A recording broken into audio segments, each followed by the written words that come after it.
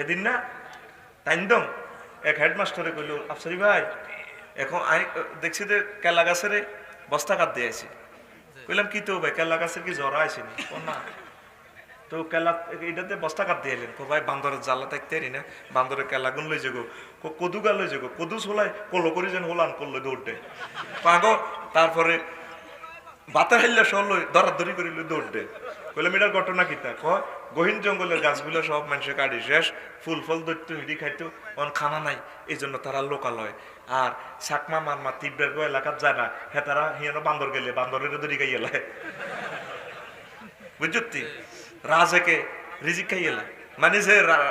মানে যে রাজা রাজেক রিজিক যে খাইতে গেছে হেতের দড়ি মার চোখেরা খাইয়েছে। কথা বুঝছ? কোন মুসলমান পাড়াতে বান্দর গুলা ইয়া করে, উপদ্রব করে। কইলাম আইয়ে কত করে? কবর বেলা হামজার আগে আগে